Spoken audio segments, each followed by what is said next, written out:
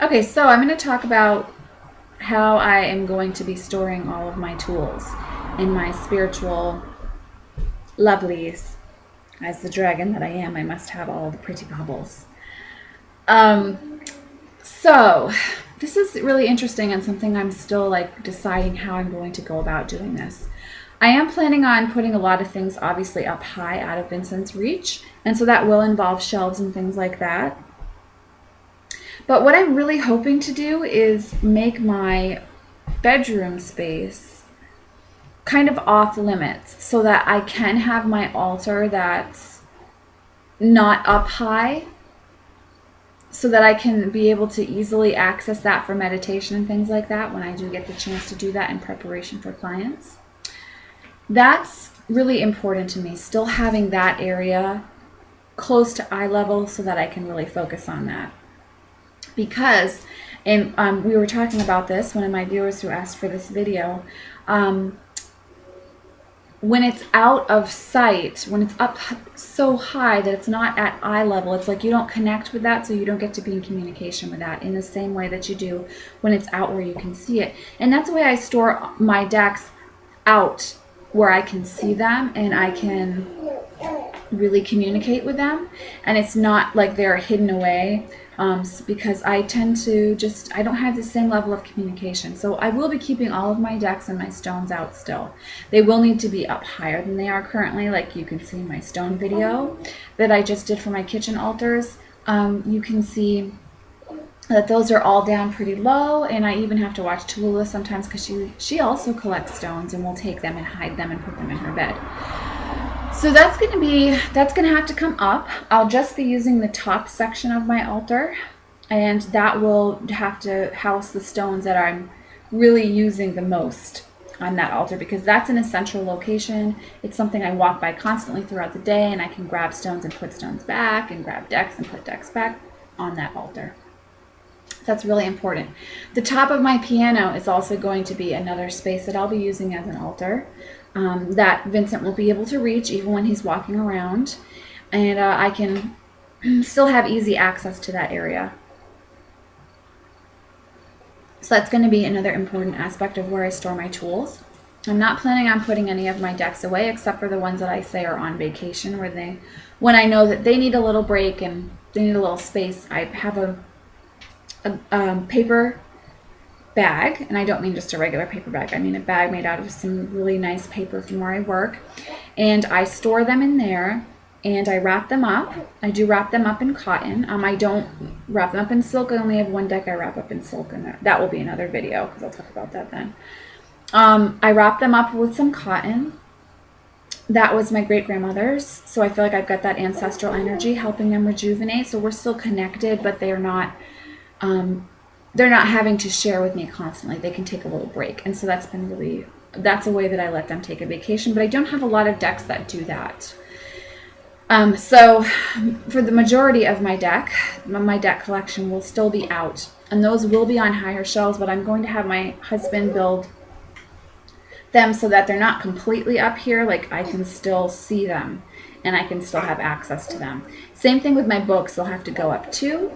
And my stones will have to go up a little bit higher as well. So that's going to be interesting when I get there, and that's not that far away. Vincent is 5 months old, and he is grabbing and reaching and getting into things now. He's not crawling yet, but you can hear him right now playing on. He's laying on his tummy playing with his toys. So this is an area we're stepping into, aren't we, honey? Yeah. And so that work needs to be done soon so that I can still have my tools, because the tools are an integral part of my spirituality. And if you're finding that also yourself as a new mom, don't let that go. Find ways to make that work.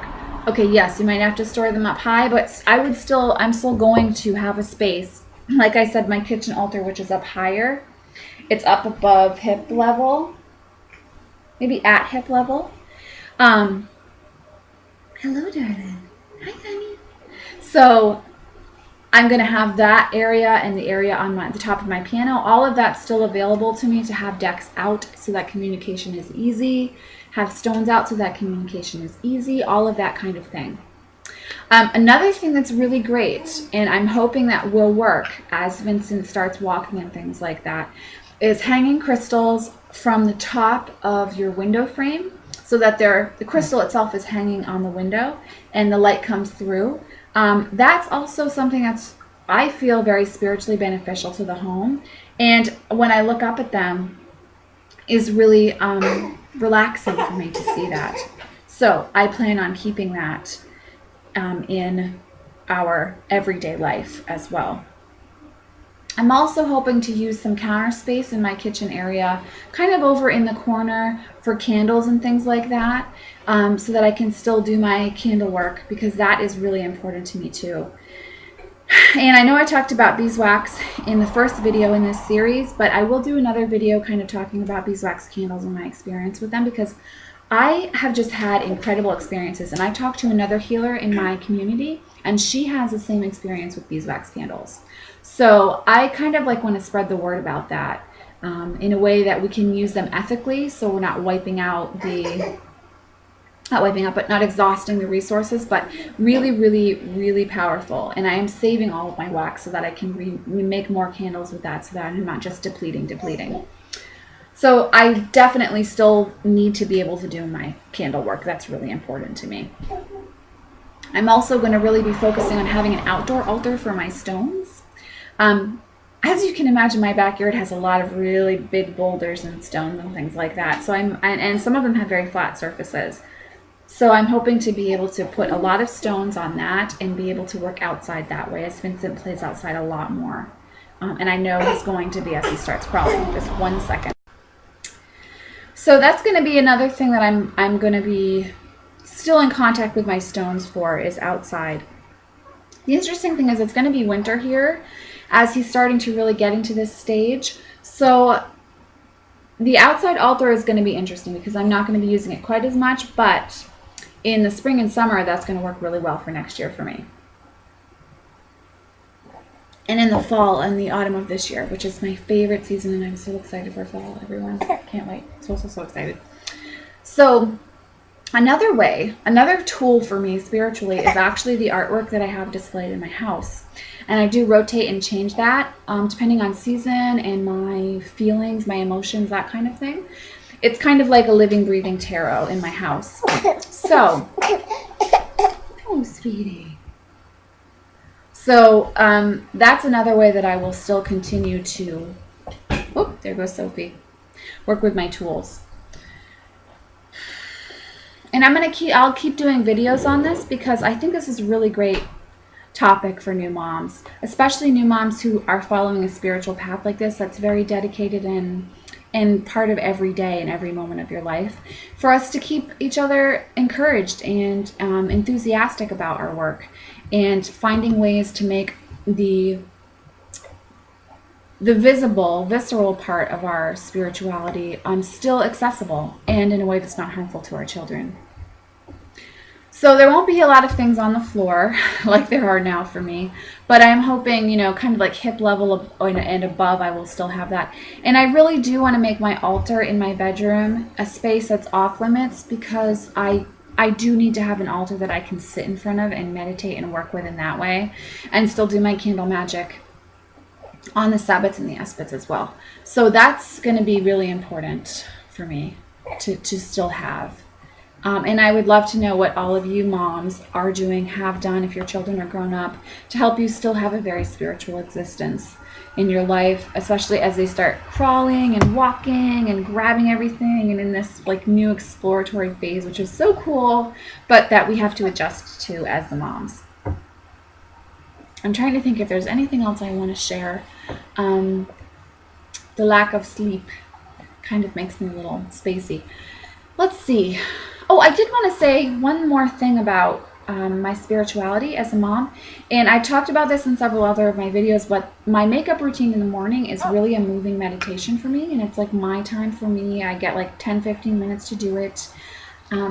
As all of you know, I do a lot of makeup work as well. Not a lot. I do makeup work as well as for other people as well as myself. But makeup has been a way that I've expressed my creativity for a long time. And so this has been a really important part of my spirituality and my moving meditative work, is my makeup. I get really clear and focused on the colors that I'm using, the palette I'm creating, the image that I want to evoke or invoke throughout my day, the goddess I want to work with and call on for that day. And makeup is a way that I do that. And so that's a way that I can get really clear, really calm and focused through those 10, 15, maybe 20 minutes I have to do my makeup in the morning. So that's been really important for me as well. And I don't know if any other moms are having that experience too. I would assume there must be some other moms like me who are really finding that to be a beautiful time for them to connect with the stillness within and hear the voices, hear the messages that are coming in, because you're quiet enough and concentrated enough on creating that flick with the black liner or blending that blush color or something like that. So I would love to hear if any of you are having that experience as well. But I hope these videos have been helpful and have made sense. I really appreciate you asking for these videos, because I think they're really important, and I hope that we'll all start making videos on this as our own community of healers together, of spiritual people together, and give each other tips and tricks and encouragement to keep on the spiritual path and not lose focus of yourself as well as your children as we're walking this path of caretaker and creating a new and beautiful environment for our children to explore and be their fullest and truest selves in. So I wish you all many blessings on your path, and I look forward to watching, hearing, reading your experiences too.